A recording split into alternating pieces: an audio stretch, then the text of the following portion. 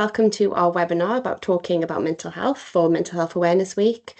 We've just got our links on the side as well. We've got loads of kind of resources and YouTube videos that you can use following the webinar, and this webinar will be uploaded to our YouTube channel as well for anyone who's missed it at your school or if anyone else wants to view it. So just some technical stuff about how the webinars are going to work.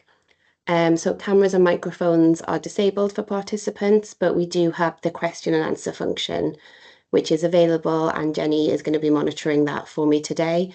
I can't see anything while my PowerPoint is going, so Jenny will interrupt me, but you can absolutely feel free to put questions. And if you have any questions or queries following today's session, then we've got our email address on there that you can ask any further questions if there's anything that you don't want to kind of put in the Q&A. So the aims of the webinar today is to understand what mental health difficulties are, learn about the benefits of talking about mental health, and learn strategies for having successful conversations about mental health. So just a starter, so we're all on the same page. So mental health is something that everybody has. We talk about mental health often in the context of mental health difficulties, but mental health is just about feelings, thoughts, and emotions, which is something that we all experience. We all have kind of feelings that come and go. They can feel quite strong, but don't usually stay around. When we talk about kind of mental health difficulties, we're thinking about feelings that are maybe more intense than usual, can last a long time, and start to kind of interrupt people's day-to-day functioning. And working in schools, you will know this from your students, but things like going through big changes, suppressing emotions, unhealthy relationships, being unwell, being tired, hungry or thirsty, and really bad for hunger. Fallouts with siblings, friends, parents, or carers. We know that with kind of teenagers, falling out with a friend can really feel like the end of the world. I'm sure you've experienced a lot of that in your schools, and feeling lonely. And in the kind of work that we do, we tend to think about mental health in terms of thoughts, emotions, and behaviors that all kind of work together in a cycle to impact each other.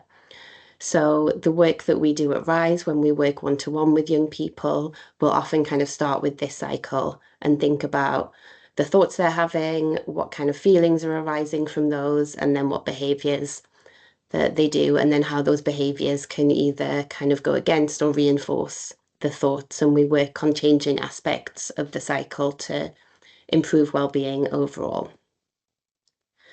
Just kind of a note to start, because I know, having worked in schools previously, sometimes when you get kind of mental health webinars, you can kind of be like, oh, this is all really lovely, but when am I going to find time to do it? And you might be watching this on kind of a small screen while you're doing your marking or your data entry or your planning, which is absolutely fine. But just to kind of a bit of a note that we do get it, and we try to give you some really kind of practical things that you can put into place for the conversations that you will inevitably having with students around mental health. Common misconceptions about talking about mental health. We hear these quite a lot. Things like, if I talk about it, I'll put ideas into their head. I don't know how to talk about it. I don't want to open up something that I'm not equipped to deal with. The student's too young for these conversations. This isn't part of my role. I should just send a referral. We hear this kind of all the time from school staff, and we want to kind of dispel some of those myths today. We know that kind of talking about mental health, research has over and over again shown that it can actually improve things rather than make it worse. We're hopefully going to give you some tips today about how to talk about mental health. In terms of your role as teachers, there's a little bit coming up, but often those kind of long-term connections and relationships with staff that they feel comfortable with are way more beneficial than any work that people in our service or similar services come in and do. And often young people, when they talk about mental health, they're not expecting a fix. Sometimes the actual talking about it can be just as beneficial as the kind of work that we do. And um, mental health can be introduced. I know we've got kind of primary and secondary schools here. Um, Mental health conversations can be adapted from a really young age and can be kind of integrated into kind of the curriculum, into different conversations that can be made age appropriate for any age of student that you have. If we avoid talking about mental health, young people kind of tell us that they can feel alone or overwhelmed by their emotions. They kind of hide things and suppress things until those feelings kind of escalate, feel confused or shame about their feelings. We're working very slowly to kind of bring down mental health stigma, but it is still there. They may seek support information from non-credible sources. Social medias can be amazing for things like this when they find the right resources, but there's a lot of information and videos out there that yeah, are not credible and can give some quite bad advice. Or they might use unhelpful coping strategies. When we talk openly about mental health, young people kind of feel less stigma and shame. They build stronger emotional literacy, recognize difficulties earlier, use healthier coping strategies, and experience a more supportive environment. So, we do really encourage, you will be having these conversations anyway in your school, but we do really encourage schools to be a space where they can have these kind of conversations and that all staff at whatever level are able to um, talk about mental health and that it's kind of integrated into your schools. Um, so from short check-ins to longer in-depth conversation, feedback from young people show how much they value conversations around mental health in school from staff who know them well. So there's just a couple of examples there that we've had recently from young people. I have anonymized them just in case there's anyone here who might recognize them. So I like to talk to Mr. P when I have a problem. He's a good listener and told me about some websites I could go to help me. Miss J could tell I was a bit off in my maths lesson. She checked in with me afterwards, but I wasn't ready to talk about what was going on. Knowing that she noticed and she cared made me feel less alone in school. So there just really is this benefit to talking about mental health, and we're going to give you some kind of tips and ideas about how you might go about that. So we're going to share a video. As I say, I'm aware we've got kind of primary and secondary schools in here. So this one probably more aimed at the primary side. So if you're thinking about teenagers, this might not be as appropriate, but we're going to play the video. Just before we do that, Jenny, has anything come up in the Q&A? Nothing yet, no. Got my eye on it though. Fabulous, thanks, Jenny. So fingers crossed this works.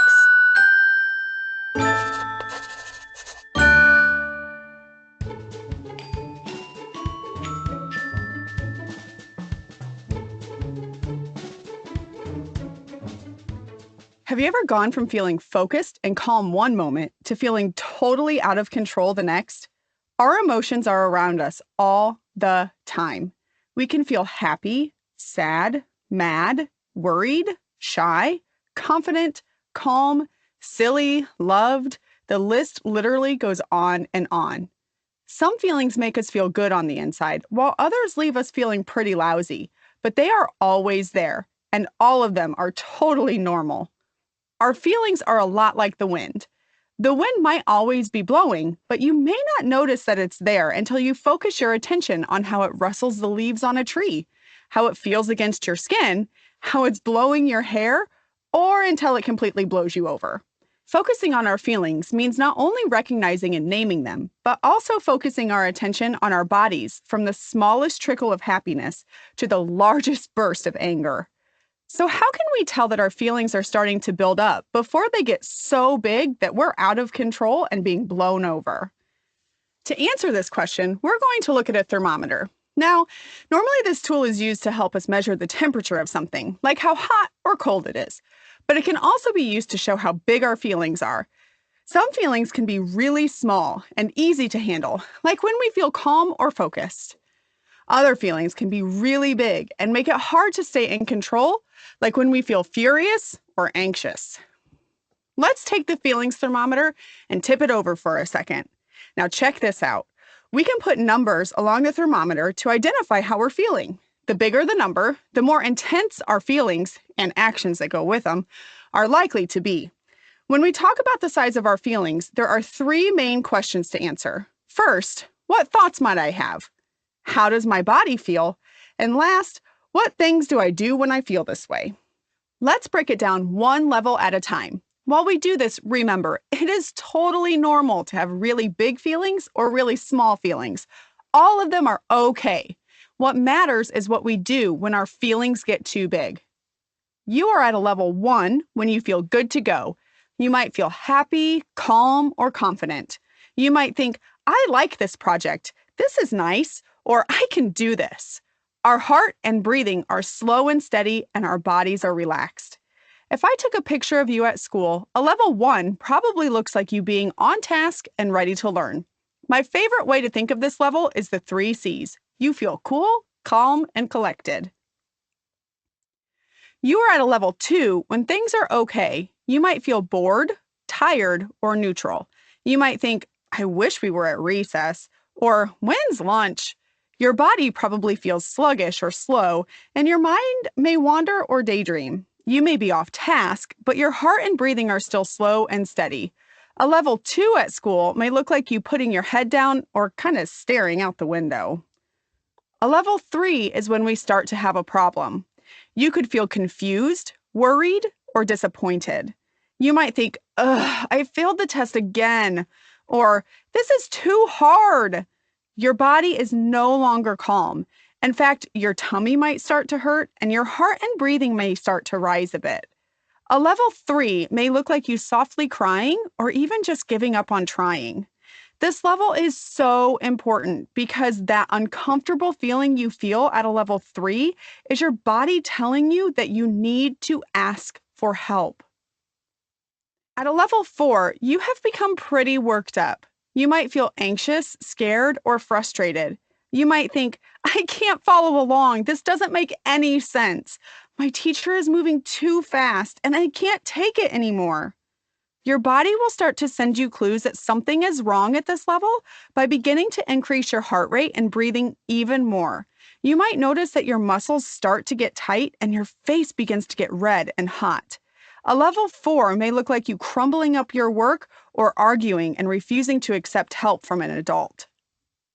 A level 5 happens when you are completely out of control. Your feelings have become so big that stopping them seems impossible.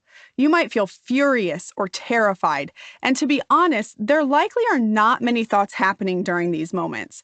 Your feelings are so intense that the only thing your brain can do is to try and keep you safe. Your heart is likely racing, and your breathing is probably uneven, but going really fast. You may be so hot that you're sweating and your muscles are so tense that your body wants to take action right now. The problem is the things you may be doing at a level 5 to get rid of your body's buildup most likely are not safe. You may be screaming at other people, throwing objects, running away and hiding, or just being destructive. When your feelings get too big, it's important to listen to the trusted adults that are around you and can help you calm down. When you're ready, try telling them how you're feeling and why. Adults are better able to problem solve with you when they know how you're feeling. Your feelings are your body's way of telling you that something might be wrong. Knowing how to identify the difference between small feelings that we can cope with and big feelings that are overwhelming is an important step to getting the help we need. Teachers and parents, for activity ideas that go along with this. So I'm just going to stop that there, but just a note to say as well, I know some schools will be using things like the zones of regulation that fit really nicely into this as well. So thinking about kind of tips for having conversations around mental health. So pick your moments, and it's really, really hard when you're a teacher and you've got a class of 30. Um, but kind of aiming for quiet moments and aiming for moments when the students are not dysregulated. So if they're at that kind of level 4 and 5, kind of starting to ask questions, starting to kind of open things up can escalate quite quickly. I'm sure we've all experienced that. And if possible, kind of separate well-being conversations from punitive conversations. So if a student has become dysregulated and has done something that does need attention, does need a comment, does need kind of some kind of behavior management, kind of not having all of that in the same conversation. Use their language. So this will show them you're listening and you understand. There's limits to this. If they come in kind of swearing their heads off, we're not expecting you to kind of do that as well, but using the language that they're using. I had a student come into a session the other day telling me that they were feeling really unswaggy today. And I didn't really know what that meant, but I was kind of like, oh, what's making you feel unswaggy? And it actually really cheered them up because me saying that was potentially the most cringe thing they'd ever heard. But using their language. State what you've noticed and approach with curiosity and try to remain non-judgmental. So I've noticed you were a bit quiet in maths today. I've noticed you were by yourself at break time. And the big kind of message behind this is that we're trying to kind of question and ask questions. So try to ask open questions first, and then if the student isn't able to kind of answer that, then kind of close the questions down and give choices, but try to start with those open questions to give them a chance to talk. The use of I wonder statements, which I still believe are probably the most magical thing that you can use when working with young people. So things like, I wonder if you're feeling a bit down today. And usually one of two things will happen. It kind of takes the directness and confrontation out of a question. So the young person kind of opens up and says, yeah, actually, this has happened, this is going on. Or you've got it completely wrong. And because you've got it completely wrong, they'll kind of say, no, it's not that at all, it's this. And it does lead to kind of opening up those conversations. Ask questions rather than providing reassurance. So it's a really human instinct. I imagine not many of you are working in schools for kind of the fame and fortune. You're doing this because you care about people, you want to do something kind of good in the world. And reassurance is kind of the most natural, caring human instinct. And we hear things quite a lot where, for example, a student might say, oh, I've got no friends and everyone hates me.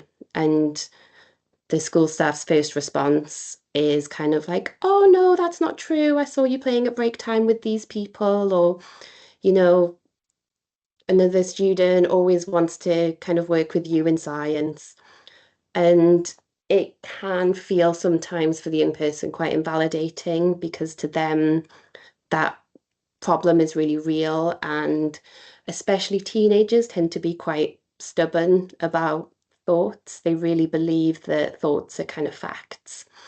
So when that's stuck, that reassurance can kind of feel a little bit like a brush off sometimes. Or the other thing that happens is the reassurance works for like a really short time, and then our brains will tend to come back to the same thought again, and it kind of comes back a bit stronger. And then just sharing your own feelings within reason. This should definitely be planned. The students might not want to hear about how stressed you are about the upcoming Ofsted inspection, but just kind of normalizing having difficult emotions. And you can use kind of anonymized examples from your experience as well. So you could be like, oh, I've had this conversation with a few other students recently. Everyone's feeling a bit worried about the GCSEs.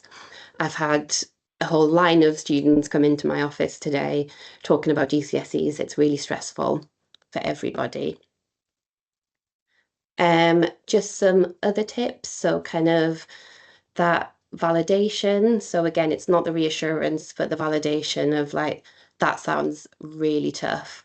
Um, it can be kind of difficult sometimes when you kind of forget sometimes how it feels to be a teenager and they come with a problem that, you might not see as a really big problem at all, or especially for younger children, that things like, oh, my pencil broke and now I'm really kicked off because that is the worst thing that's ever happened to me. But just things like, oh, that sounds really uncomfortable. It sounds like that's been really stressful for you. Check your understanding as you go. Again, teenagers, you sometimes get this kind of narrative that is really kind of jumbled and mentioning lots of different names and what everyone else said. So absolutely pausing, repeating things back to them. So you're telling me that just really helps them feel like you're listening. Keep neutral facial expressions as much as you can. So they might come with something that's quite shocking, or again, something that maybe feels quite trivial in the grand scheme of things, but trying to be as neutral as possible. This is something that I'm really bad at, but allowing silence, even if it's uncomfortable, particularly if you've got kind of neurodiverse young people, sometimes that processing time can take a bit longer. So, kind of asking the question and just kind of leaving a silence that allows them to kind of gather their thoughts and to come back to you with how they're feeling. So just some examples of kind of ways of asking questions or ways of kind of not coming in with that immediate reassurance. So I'm sorry you've been worrying so much about, do you think that's a likely outcome or a worst case scenario? I noticed that you're worrying about this. What's your most feared outcome in this situation? I can hear that sounds really whatever for you. What do you think the main emotion you're feeling is?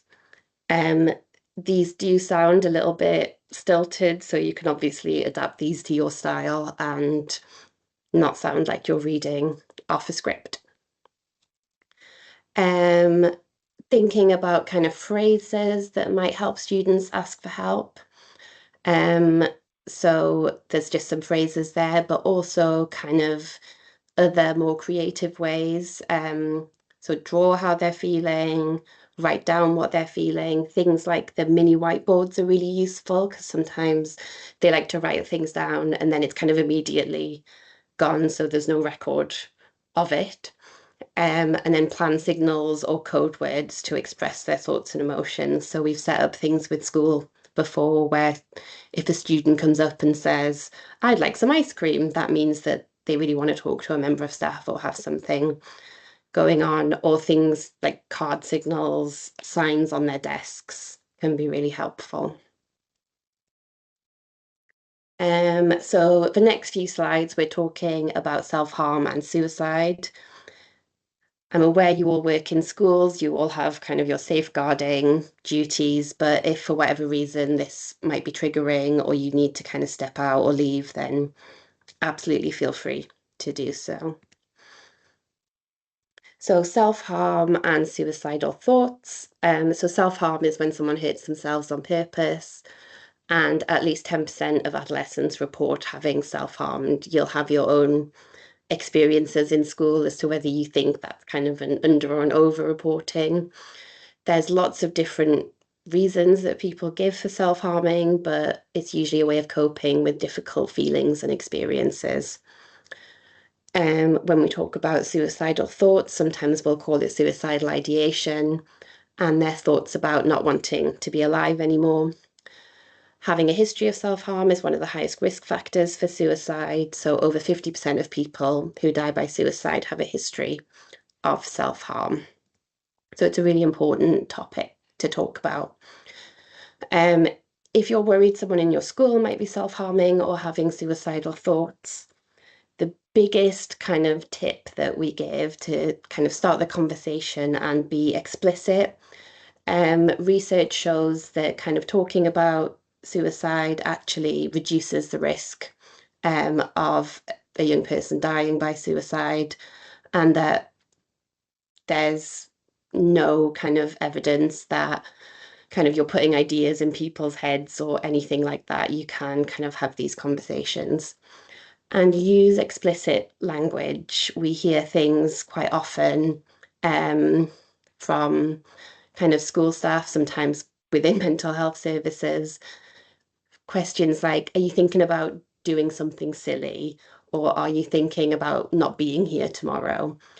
And they're really kind of open to misinterpretation for a start, but also if you can't say the word or you can't kind of talk about it openly and kind of stay calm, then the young person kind of feels like you can't hold it with them.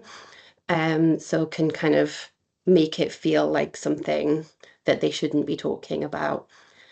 And that it is difficult, if you're finding kind of that difficult, kind of practice with colleagues, practice in front of the mirror, but using words like suicide or self-harm is what we're kind of aiming for. Deep breath, don't panic. Focus on safety in the moment. We're going to give some kind of resources and things that you can share with young people. Make sure you're looking after yourself as well. It's really difficult to have these conversations. I know there's times I've had these conversations and I'll go home in the evening and kind of really think about what's happened in the day, but making sure you've got some outlet either with peers, with management, or with kind of your network outside of school to make sure that you're being looked after as well. Looking at coping strategies with the young person, we've got some ideas in the next slides as well, but there's the resources, there's lots and lots of things that are available. Knowing what support and services are available. Don't treat them any differently than normal. This is often a really big concern for young people, that they don't necessarily want, once they've kind of disclosed something, they don't want kind of every member of staff kind of really looking at them every time they walk in a room, or they don't want to be checked in with kind of every single day. And when you're having those conversations, you can kind of ask them about the next steps and what they kind of need from school staff, and just keep having conversations and do keep checking in. You will all know this, you will all have your kind of safeguarding policies around this, but we put this in. So if you're concerned, if suicidal thoughts are increasing in frequency and intensity, additional difficulties or concerns for their immediate safety. So places like the GP, you can signpost them to kind of A&E or 111 or the crisis line, specialist charities. You might have people within your school, you might have a school counsellor, you might have kind of designated safeguarding leads who are kind of more equipped to have those kind of conversations and referral on. So for urgent support, we've got the crisis text line, Samaritans and Childline, or you can, call emergency services if you need to. So thinking about when you've got a student kind of with you and they're kind of experiencing mental health difficulties and talking to you about it, kind of some in the moment techniques. Breathing techniques. This one, if you suggest this often to teenagers, they will tell you kind of, oh, everyone's always telling me to breathe. I breathe all the time. On our YouTube channel, we've got a video kind of explaining why breathing works, with a bit of kind of the brain science and the body science in there, which can be really useful for teenagers. But there's lots of kind of different breathing techniques that might be more appropriate for kind of different age groups. So we've got the square breathing, where you kind of look for a square in the room and breathe around each side. Hot chocolate breathing is really good for the younger children, some of the older ones as well, but the younger ones, kind of that sniffing the hot chocolate and then blowing it to cool down. 5-finger breathing. This one again is quite good for teenagers because it's something they can do kind of without anyone kind of realizing. Often teenagers say often, almost always teenagers don't want to kind of stand up and be like, I'm really anxious, I'm doing a strategy, because it draws more attention. It's something they can do kind of under their desk on the bus if they need to, and they can trace around their fingers. So breathing in on one side of the finger and breathing out on the other. And then balloon breathing, again, quite a good visual for younger children, but imagining you've got a balloon in your belly and trying to inflate and deflate the balloon. There's a little bit at the bottom about some of the brain science, but if you've got very resistant students, you might want to kind of show the video. So it's when we kind of calm the lungs down, the lungs then send a message to the brain that's like, I'm breathing really calmly, therefore we're probably not going to die and you can calm down. So it does kind of help physiologically, but getting young people on board can be difficult sometimes. We've just got another video from Young Minds. So this is about a self-soothe box. It might be something that if you're in a primary school, you could have in your classroom, or for secondary, it might be something that you'd have in kind of, if you've got a regulation zone, if you've got kind of in medical, whatever department the students might go to if they're feeling dysregulated. Just to check, Jenny, have we had any questions? No, nothing come through yet. Brilliant. I hope it's working. I know. Just I'll pop a little comment in and just check that it's going through. if people are there, kind of just tell us kind of if you're at a primary or a secondary school, or yeah, let us know what school you're coming from, and if there's kind of, if it's just you or if you've got a group of you who are watching.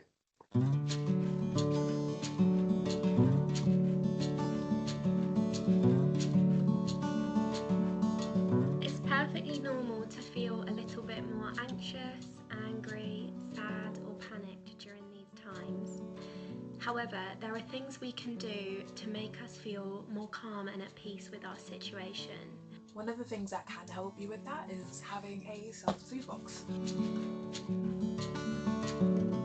A self-soothe box is a box or a bag or a container or whatever you have that you can fill with things that might help you feel calm and help you ground yourself when you're feeling a bit panicky or anxious or stressed out or down. The first thing I have in here is a fidget toy.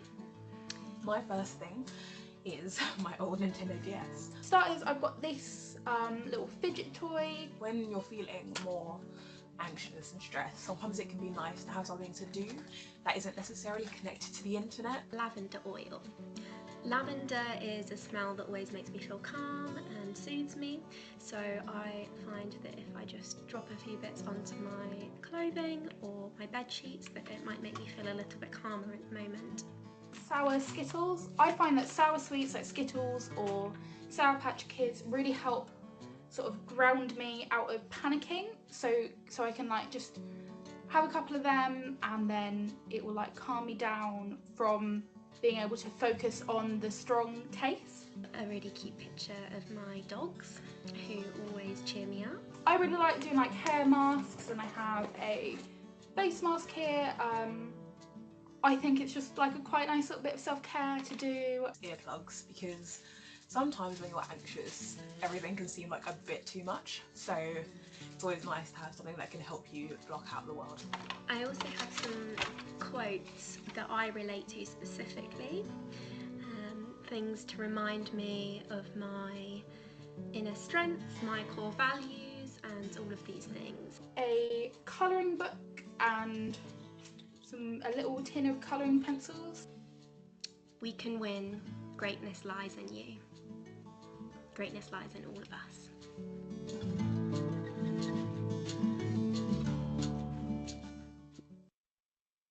So this is something that could be used kind of within school, or it could be something you could work with kind of the children and young people with. One thing that children and people can find really difficult is kind of being asked oh, like, what do you think will help you? So sometimes making those suggestions can be really helpful as well. This is kind of in there. I'm sorry, it might be quite small on your screens. When you're having those conversations and you want to kind of give the reassurance, this is kind of a bit of an alternative that we can do. So it's called putting the thought in court. And the idea is that the thing that they believe, that they 100% believe as fact, we put it kind of in a courtroom. So we write the thought down. We think about the argument for the defense. So what's the evidence that the thought is true?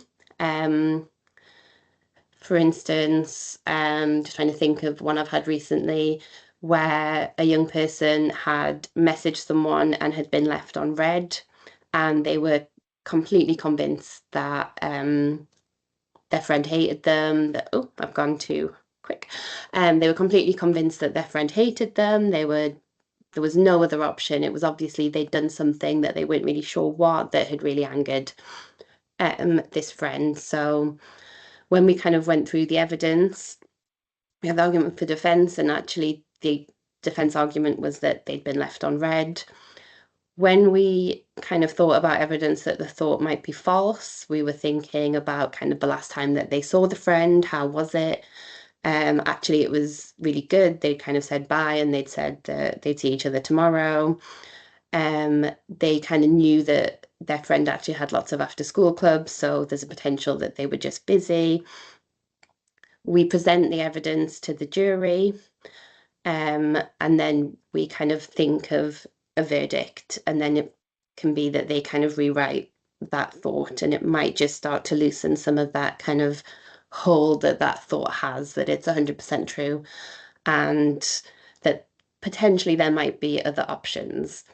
So it's just something when you're kind of tempted to go straight into that reassurance, kind of asking some more questions, and this is something to kind of do in conversations in the moment. Just kind of thinking about kind of looking after yourselves as school staff. So considering a bit of a whole school approach. I don't know if we've got kind of senior leadership here as well today. But again, just recognizing school staff are under a lot of pressure. So seek support from line managers, peers where you need to. Think about kind of whole school changes. So thinking about what happens if a student approaches you, but you're due on gate duty in 5 minutes. Is there a policy or process already in place, or could there be one to kind of put in place? Think about how information can be shared to support students and how students can be involved in this. Thinking about that they don't necessarily want to have to repeat information to every member of staff. But again, they might not want kind of the whole school staff to know, and being really explicit with children and young people about where information's going and why. You'll know all this from your safeguarding policies, but often if a young person kind of discloses mental health, they kind of can assume that everyone's going to know about it, and that can kind of go two ways, that they might talk to other members of staff who don't have a clue what's going on, or they might assume that the lady in the canteen gave them a funny look because obviously they've been told kind of everything that's going on. Think about self-care outside of work. So what brings you joy and can kind of help shake off the day if you've had some tricky conversations. Aware that often you're leaving school to another full-time job of being a parent, a partner, a carer. Thinking about in terms of kind of CPD calendars and things like that. Mental health professionals, so in our service, everyone from kind of psychiatrists, clinical psychologists to ELSAs kind of have access to clinical supervision, reflective spaces. It can be really useful for staff kind of within the CPD calendar to occasionally have that kind of mental health reflective space to kind of share and support each other, and seek external support if necessary. So lots of schools have signed up to kind of employee support programs. They tend to advertise them in the toilets. I'm not sure why, but if you're wondering if your school has one, you might find a poster in the toilet, but yeah, looking after yourselves as well, considering the very busy and amazing job that you all often do. So the take-home message from today, talking about mental health fosters an open and supportive environment. If you're kind of following the tips and things from today, there's not much that you can do that's kind of harmful around mental health.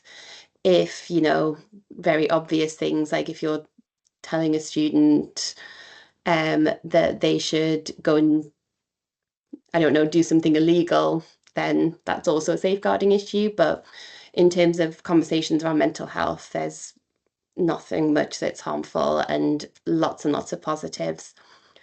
Just thinking about how thoughts, feelings, and behavior are connected, kind of coming to it with a curiosity and just trying not to come straight in with that reassurance, even though it might be the first thing you want to do. And just to encourage helpful coping strategies. So we talked about the naming emotions, breathing techniques, self-soothe boxes, and kind of some kind of thought challenging, like putting the thought in court. This is kind of useful links to support children and young people's mental health. So Kooth is kind of it's an online kind of service, and I've been kind of sending young people to this for years, and we had a training with them recently, and there's actually quite a lot more to it and the kind of things they can offer in terms of kind of ongoing counselling and things that's all kind of online and anonymous. Young Minds has lots of great information, is a really good one to signpost parents to as well. And then just again, those kind of crisis numbers if you need them. And that's kind of it for today. We'd love to hear kind of your feedback about how today's gone, how you found it. You can either kind of, I don't think it kind of works as a hyperlink, but if you type in the link or you can scan the QR code